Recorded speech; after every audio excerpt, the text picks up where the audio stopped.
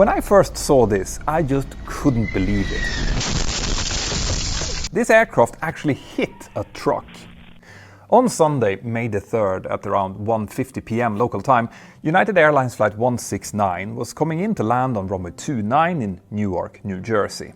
It was flown using a 24-year-old Boeing 767-400, and it had departed from Venice, Italy, with 221 passengers and 10 crew members on board. Now, landing on runway 29 meant that the aircraft had to overfly I-95, the New Jersey Turnpike, just before landing, and dashcam footage has now emerged showing a driver merrily driving his bakery truck along the turnpike just as this aircraft was coming in to land. Now, the aircraft apparently hit a lightning pole as well as the roof of this truck's trailer, and there are also reports of other vehicles being damaged by debris. The truck driver was taken to hospital, thankfully with non-life-threatening injuries, while the aircraft itself landed safely. And it looks like the pilots noticed that something was wrong, because a conversation between air traffic control and a ground vehicle crew doing runway inspections reveals that the pilots felt something just as they crossed the runway threshold. And later on, people on the ground apparently could see a hole on the side of the aircraft. So what actually happened here then? Well, landing on runway 29 often involves making a visual approach from the north with a right turn just before lining up with the runway.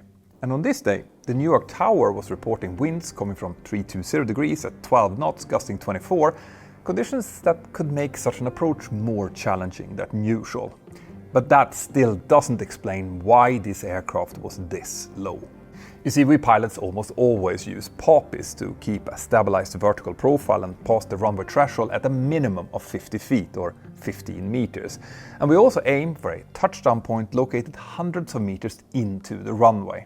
All runways are designed with very strict obstacle clearance margins, and if an obstacle is deemed to infringe on those margins, displaced thresholds are introduced, meaning that all runway markings, including the touchdown zone, are moved forward into the runway, which the runway 29 threshold also was.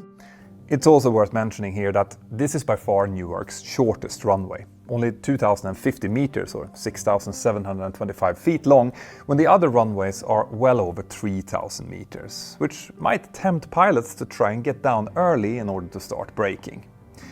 Now, the NTSB and the FAA are investigating this incident, and they will let us know exactly what happened and why, after which I will be here telling you about it, so make sure that you have subscribed.